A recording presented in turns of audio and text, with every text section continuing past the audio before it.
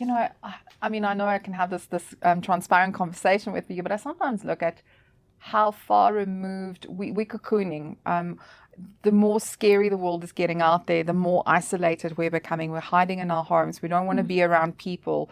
With this digital personas that we have, and hiding behind our screens, not really being activists from a keyboard. Yes. And not really engaging with the world. And it's a dangerous place to be.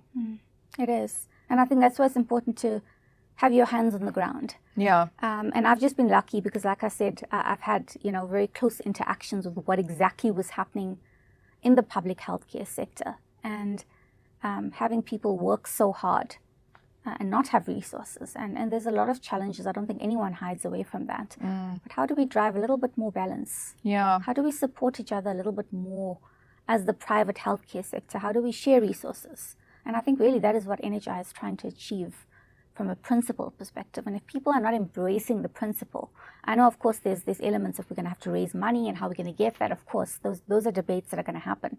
But I think when I hear people just say it's not going to work, or it's the most terrifying thing for this country, it hurts me. It hurts me because we've moved away from being human. Yeah. And we've now moved into, like you say, a sense of privilege in my family and it's just leave everyone else there and, let's protect ourselves. That isn't what life is all about. Yeah, it's so true what you're saying. And I want to almost talk about one of the biggest risks that we are facing in society at large is our mental health pandemic, and this mental health crisis that we're having. And I myself have seen this in many, many situations, from my personal home environment all the way through to friends and family, where people are denied healthcare because of mental health issues. Yeah. And also being a woman and knowing that going through menopause, how this is more prevalent for us. Yes. It concerns me how the companies out there have not adapted their policies and procedures to protect people that have, for example, medical aids or, going out to get help are denied some access because your cover doesn't cover you for this particular mental health issue. But it is such a huge problem and there's no way of stopping it. So what's the point? And I've experienced this, and I must tell you that it infuriates me at the very least. And it's a huge risk because if your medical aid cannot support you in that regard, how is your leadership in the company that you're working then supporting you?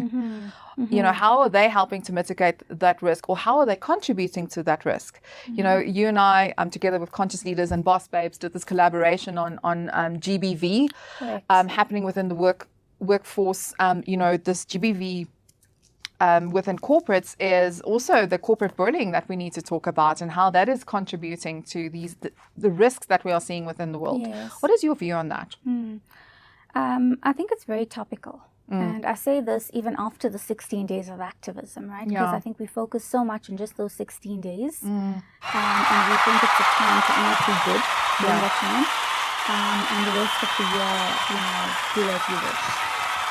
Having the platform Boss Babes with South Africa, which is a female empowerment platform, daily I receive stories of women that are not treated well, that are disrespected, that are experiencing corporate GBV.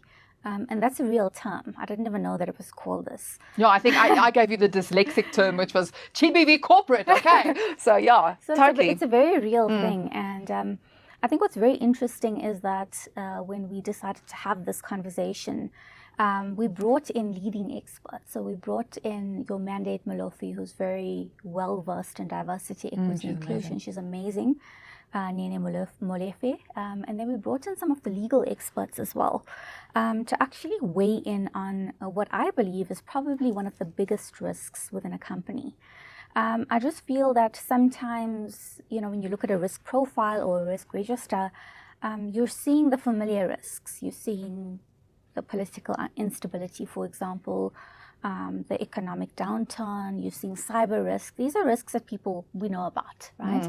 But I think for me, as a risk professional and a risk specialist, what is very important for companies to be doing is to be looking for risks that you may not be very aware of, or risks that you don't necessarily want to talk about because there's embarrassment often when you have to speak about these type of risks. For me, corporate GBV is one of the biggest risks in corporate SA. And I say this because I have received a ton of information, and I receive a ton of information with company names, with what's happening, with gruesome details of what's happening, Sure. right? Stories, real life stories about what is happening.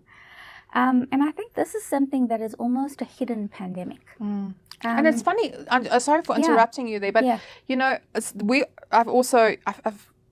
I think I've have over 100 women Right.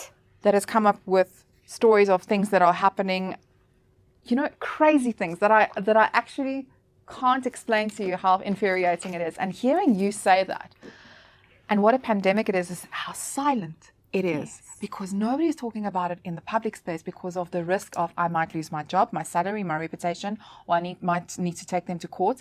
I mean, like, what do we do about this? It is a silent pandemic, right? Because I think that when we had the COVID pandemic, it was so public. Yeah. Everyone knew what we were doing. The president was coming on there. We were hearing about what the next steps were. We were going into lockdown. It was all very serious, right? But I think that there are pandemics like corporate GBV that are so well hidden within organizations. And these are organizations that market themselves well. I think that is the most scariest part. We're going to go into the digital marketing space just now. But you're marketing yourself so well. The perception that you're putting out to your audience, to your members, to South Africa as large is this sugar-coated version of what you really are. And I think for me, the biggest risk is how are your employees experiencing your brand? Yeah. What are they feeling? When they go through something like harassment or sexual harassment or workplace bullying, what is happening? What steps are you as an organization taking to help that particular person to navigate it and come up with an outcome that is fair? I think fairness within corporates is just the biggest thing. Yeah. You know, and I've been fortunate because I've worked for some leading practice organizations. And I can say that in your leading practice organizations, this kind of thing is not tolerated. People that do not comply with the laws and regulations, especially the labor law, there's even a legislation on good workplace and good governance, which is where harassment is actually covered and articulated explicitly.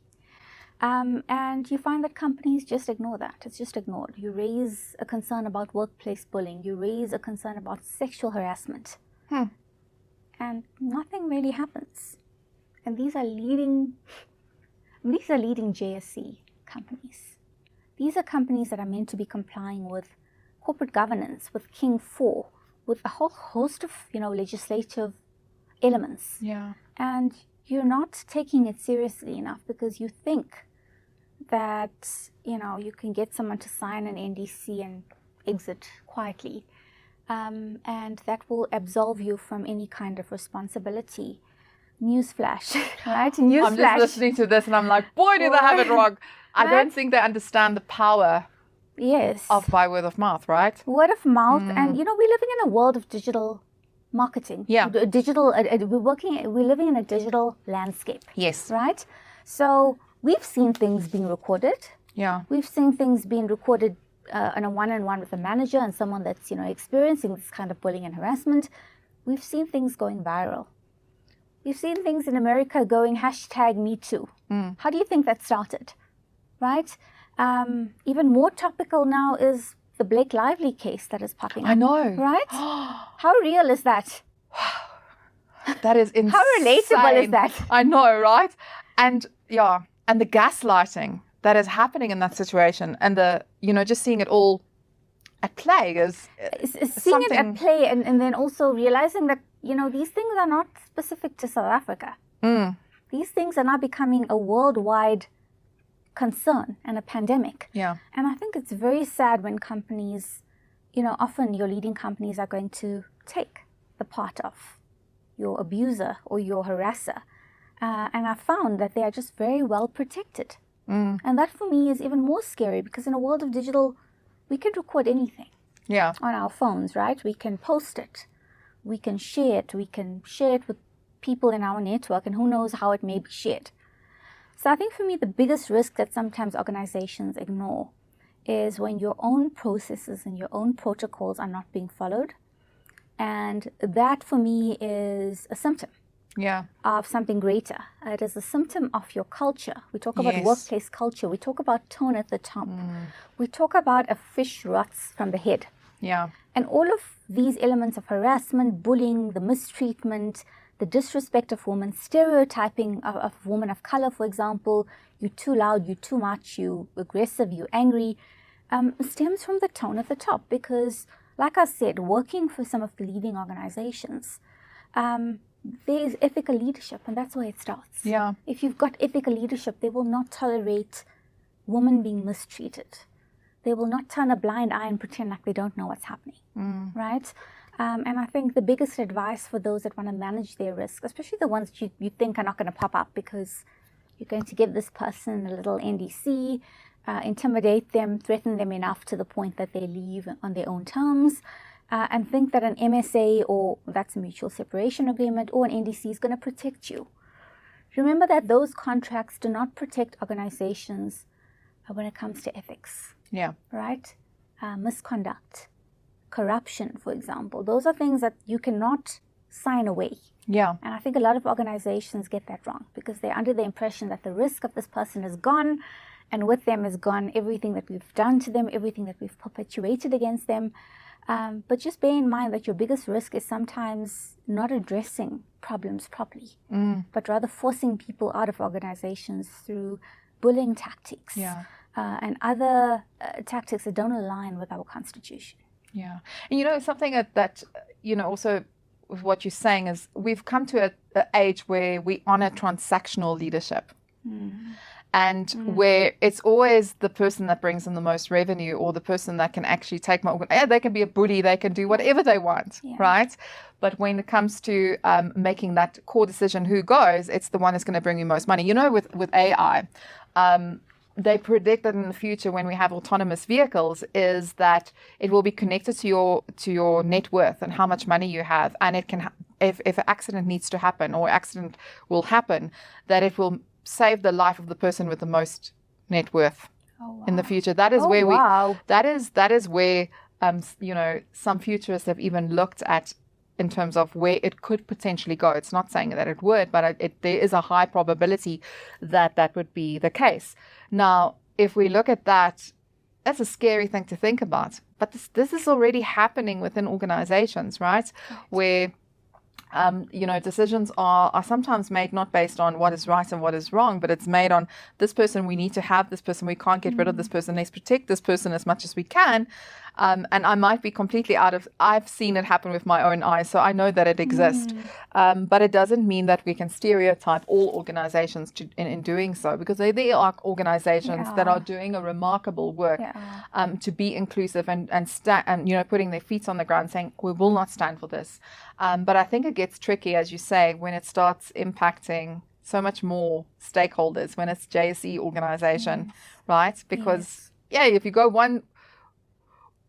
one foot in the wrong direction, your stocks plummet, everything goes wrong. But the thing is, what I'm loving about the age that we're in, and you can probably also agree with that, is we're moving into an age where this rising is happening with women. We've had enough. Women are going to start making decisions based on what they know. And, the decision-making process is not just about what you're saying from a marketing perspective. It is how I feel about you, how you as a business have perhaps created something so vile for me in my career, or you have contributed to my mother, or you've contributed to what I've seen, and I will not support your brand because of what it has done in our household and how we've lost everything because of what you've done. It's a 25 generational observation that is happening, and this is perhaps one of the biggest risks, right? I mean, Generation Beta was just now introduced January the 1st. They are growing up to witness this in full momentum, and it's going to be interesting to see how they are going to impact, where they're going to invest, where they're going to make decisions, how they're going to make decisions based on what they're witnessing in their households. Absolutely. And I think you spoke earlier about mental health, and I just want to unpack that very quickly. You spoke about struggling with mental health and then not having access to the right type of support. There's a concept called PMBs, prescribed minimum benefits. And I think it's very important, irrespective of whichever medical aid you are on, right? Every medical aid needs to provide a basic level of care. And that's what we refer to as PMBs. There's a whole list of conditions in there, and there are some mental health conditions in there as well. So that means a PMB would be something that you could access from a state perspective, that a medical aid needs to provide to you. And I think a lot of people, it's not spoken about a lot. But I think it's very important, irrespective of which medical aid you are on, to start to ask from a PMB perspective, what are your mental health benefits that you're offering? I recently went through something quite traumatic. I'm now able to speak about it. And I was able to access benefits to support me during that process. Wow. Right? Benefits with a specialist, benefits with a psychologist, a host of benefits. And none of it came out of my MSA. Wow. Right? So there's a separate basket that every medical aid needs to have that gives you access to out-of-hospital consultations with a therapist or a psychiatrist, whatever it is you need, or 21 days within a medical facility, right? So we don't know about this, and I think it's not also well marketed, right? I, of course, used the 15 days out-of-hospital benefit, and I'm sharing this because I think it's important for those that may be experiencing bullying, harassment, whatever it is you could be experiencing that is contributing to impacting your mental health negatively, to start to ask these questions and access those benefits, because there are 15 consultations, as far as I know, that are basic when it comes to medical health, and I did not pay a cent from my savings. Sure. I got the 15 sessions, I got the help I needed. I feel incredible at this point, having taken the initiative to address the trauma that I experienced, and it feels great. It feels great to have that support. But what's also important for us as women is to acknowledge when we need that support, and not be stereotyped by saying, if I get help from a psychiatrist or a psychologist, I'm going to be less than, because someone's programmed that to us to say you're weak. You don't deserve to be in a leadership position because of A, B, and C. And often it is companies that are creating these conditions that women have to now experience. And I think it's important that you get the help that you need, to acknowledge that you need the help, and to make sure that you ask your service provider about PMBs. Because like I said, I accessed 15 last year. I made good use of it. I didn't pay a cent for it. And I'm not on a very high plan. I'm on a hospital plan. Okay. Well, yeah. I just want to say thank you for your bravery, and thank you for sharing that with us today, because so many times we tolerate and we hide behind the name of resilience to say we can't speak about these things. We have to be strong. Yeah, we have to be strong all the time. Sometimes it's a sisterhood coming together and saying, listen, we're not going to stand for this, but it takes courage to get into the arena. Yes. And to say, okay, right, how am I going to do that? And I think that this is what's so powerful about the community that you've created, is like, anything that happens to you, they are there full out to support you. And I mean, I've seen how the women, and we even within Conscious Leaders, how we rally behind each other. Like when there's a crisis, do you know where I can go and sort this out? Or, this has just happened to me. Please help me out with this thing. It's quite incredible. And I just want to implore everybody listening, if you're going through something like this, I mean, reach out to Kovini, but also I really implore you to look at the situation and mitigate these risks in your life and say, okay, right, what is the worst thing that can happen to me if I speak out and I say what's happened? Correct. I mean, what advice would you give to them? A lot of the people that I mentor, the young professionals, talk about being in what they call a toxic workplace, right? And some of the attributes of a toxic workplace is, of course, unfairness, being disrespected, being overworked, sometimes being given additional portfolios, promised promotions, and it never happens, for example. These are all attributes of a toxic workplace. And again, it stems from the tone at the top. in leading best practice companies, you don't have toxic work environments because your leadership is so strong that when anything happens, even at the bottom layer, they are hands-on and they take the necessary steps to fix that. So for me, my advice is if you are stuck in a toxic work environment, is to get legal advice, right? Often we think that HR and our IR departments are there to protect us and support us. I can safely say that those roles are meant to protect risk from a company perspective. So if there's a bully there and, you know, there's a bully and there's a you, and the bully is at a senior level and you're somewhere down there, to manage the risk, the reputational risk of that company, the natural thing is that the bully is going to be protected. In a toxic workplace, of course. I've worked for companies where the bully was on the next plane out back to the country that they came from after a few people had complained. And that's good corporate guys. You see, I told you there's some corporates that do great things. Right? And to watch that bully pack their bags and pack their box and leave. You know, did you do a standing ovation? And you go, wow. You go, wow, my voice was heard. I was seen. Yeah. I stood for something, and I didn't just stand for myself. I stood for other people around me that were not brave enough to speak up. But when you do choose to speak up in a toxic environment, there are going to be repercussions, guys. Yeah. You are going to have retaliative behavior coming at you from all forms and all angles. And it's not going to just be from one person, right? There's something called workplace mobbing. And that's where people gang up against you and decide this person is not good for our brand because she has, or he or she has the ability to expose us, right? So let us come up with a plan. The five of us will work together, and whatever this person does, we will retaliate. So suddenly your work wouldn't be great. Suddenly what you said wouldn't be great. Just all of a sudden, the minute you decide to speak up, know that there's going to be retaliative behavior. And not all of us are made for this, right?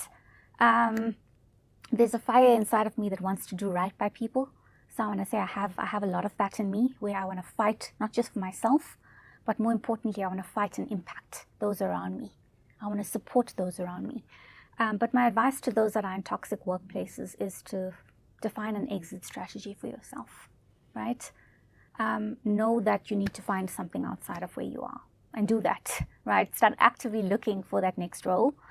And then also document every single thing, right? Record things. Use your phone to record things, so that when it's thrown against you and it was said, we never said that, the gaslighting that we spoke about, you have actual evidence. And I think for me, you know, being stuck in a toxic environment is very draining. So get the help that I spoke about. Get that mental health support that you need to help you through that transition period. Because when they choose to come at you, they will come at you with every single thing. Even things that are made up. Even things that are invented, like literally invented. You know, I came across a study many years ago that was done in America where they said the PTSD that people experience from toxic workplaces leads to about 50% of divorces that happens within America. One of the partners would have been going through a PTSD situation from a toxic workplace. And I have to tell you, I'm paraphrasing, I might have the stats out a little bit, but it was very high. And I don't think that the reputational risk is completely comprehended, and also what it does to a culture. Yes. Because this is a cultural pivot in the wrong direction, and what that means for the future. You know, this is why, you know, we're so passionate about conscious leadership, is because we want to see a change. We want to see a change in how people behave, not just in a way that they show up in business, but how they lead their lives, the decisions that they make on a day-to-day basis. But it's also about leading consciously, leading people consciously, and really having their hearts in your heart as well, and really thinking about how what you do, say, and act, and how you do things will implicate people, even if it's just within your team environment, and you can't necessarily change the whole organization, but within your team you can do it. Correct. And create those guardrails. Correct. I think what's important is there needs to be an intention. Yes. Often there's governance, there's policies, there's all these documents that are written out. But what is important is, does your leadership want to actually become more conscious? Do they want to embed ethics, morality, integrity into every single thing that they're doing? I know we assume that this is what's happening, but the sad reality is that often if there's an easier route to take, people will take that route. Yeah. A route that doesn't cost money, or a route that can be swept under the carpet until such time we find a way of dealing with it.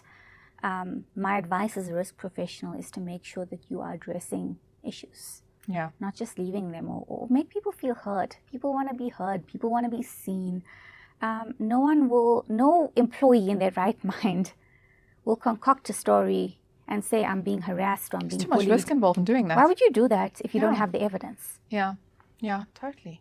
Listen, I want to say thank you so much for your vulnerability. As I told you, you are a gift. You are a gift, and we're so grateful. And I'm so honored that I can call you a friend and, reach out and ask questions. And, you're always so giving in everything and every way that you do things. And I just want to say thank you for being you. And we're all behind you. We will support you in whatever we can. Go and make those things happen and follow the calling. Yes. And keep doing what you're doing. You are such a blessing. Thank you. The calling has always been to inspire my audience authentically. And you do that. And that is why when I show up on a podcast or on my own platform, it really is about sharing the good, bad, and ugly. For me, using my platform is not just about my highlight reels. I try and bring balance into everything that has shaped us, everything that has contributed to who we are today. And I think that is very, very important in a world where everything is airbrushed and everything is perfect and all you see is just beautiful pictures of people. There's a lot that is happening behind the scenes, and thank you for this opportunity, for allowing me to be vulnerable, to share some of my trauma, to share some of the struggles that I've managed to overcome, and hopefully 2025 brings me towards a space where I can align, especially from a career perspective, with companies that embody who I am as a person, embody what I stand for, and hopefully align our values and morals. And that's for me is where the magic happens. Yeah. And I do think that we need to bring you back at some point in time when you feel comfortable to go into the story, that we can unpack that story so that, for the women out there that feel that they need to find healing, that you can navigate and help them through your story. Absolutely. So we will definitely schedule another session when you're ready. Yeah, absolutely. I think, like I said, I've been on a healing journey, and I'm feeling really great about 2025. And I don't think I would be here if I hadn't taken the steps to acknowledge that there was trauma happening and I needed to work on, how do I feel better? How do I increase my self-esteem? How do I build my confidence up again? And I think that, in a few months' time, I'm definitely going to be ready to share my story with you and hopefully the world. And also looking at just, partnering with some of our leading streaming agents in the country to be able to tell the story of, trauma. Yeah. Because we hide away from it. And I think when we hide away from it, we actually protect people. Yeah. We protect and we embrace certain behaviors that we should not be. Your ethical principles align with that organization, and that there's morality, right? Yeah. There's one thing we want to do more of in 2025 is just be more moral, more human. Totally. Love you to bits. Thank you. So Love much. you lots as well. Thank you. I can't wait for this to be shared and, get the views of our audience as well. Yeah, 100%. It was so much. Well, I wouldn't say it's fun because it's not fun hearing these things, but it's always so good to share energy with you and be in the room with you, and also just to, realize that we can still be ourselves, still talk business, still talk our lives, and we can bring all those conversations because we are multifaceted, right? Correct. That's what we're all about. Correct. And thank you for sharing your multifacetedness with us today. Thank you. Thank you so much. Anyway, that's it from us.